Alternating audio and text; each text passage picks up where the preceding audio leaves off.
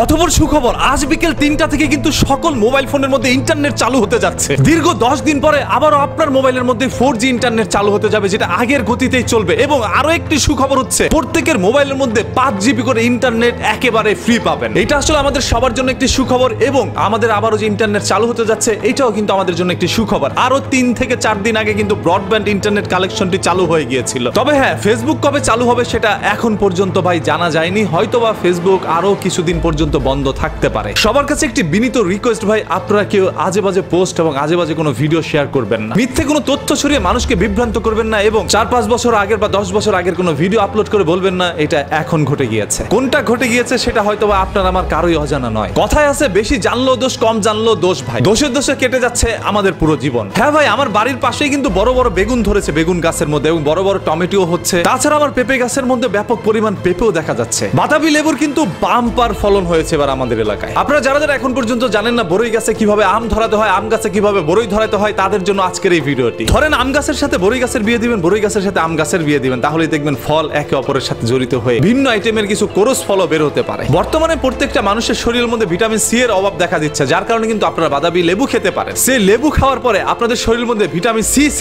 সেটার একটু অভাবটা পূরণ হতে পারে। পুরো খবর জুড়ে আমি আপনাদের সাথে আছি, সায়েম শাহরিয়ার। আমার খবরটি শোনার পর আপনাদের কার কার কাছে কি মনে হচ্ছে আপনারা একটু সেটা কমেন্ট করে জানাবেন। দেখতে চাই আপনাদের সবার মূল্যবান মতামত। দেশের মধ্যে সুখবরের কোনো অভাব নাই। কয়েক বছর যাবত ওয়াইফাই ছাড়া কখনো মোবাইল ফোনের মধ্যে এমবি কিনে চালাই নাই হয়, আজকে 5GB পাইতে যাচ্ছি বিনামূল্যে। এর চেয়ে খুশি আমাদের জন্য আর কি হইতে পারে, তাই না? এখন কষ্টের মধ্যেও হাসি ভাই, হাসির মধ্যেও হাসি। এই হাসি যেন আবার কারো গলায় হয়ে যায় না ফাঁসি। আগামী দিনগুলো যেন কেটে যাওয়া দিনগুলোর মতো না হয়। কেটে যাওয়া 10 থেকে 15টা দিন আমাদের জীবনে একটি কাল স্বপ্নে পরিণত হয়েছিল। সেই কাল স্বপ্ন আমরা ভবিষ্যতে আর দেখতে চাই না। বাংলাদেশের লাল সবুজের পতাকা পুরোটাই লাল চাই না, সেটা সবুজের মাঝে লালটা দেখতে সুন্দর। দিন শেষে মানুষের পকেট কেটে খেয়ে তারপর সেটা দিয়ে হজ করে হাজি হয়ে কতটুকু লাভবান আপনি আমি সেটা জানি না। তবে আমার বাড়ির পাশের সেই ভাই লেবু ক্ষেতের বাম্পার ফলন নিয়ে পরবর্তীতে ভিডিও আসতে যাচ্ছে। ভালো আছেন তো সবাই নাকি?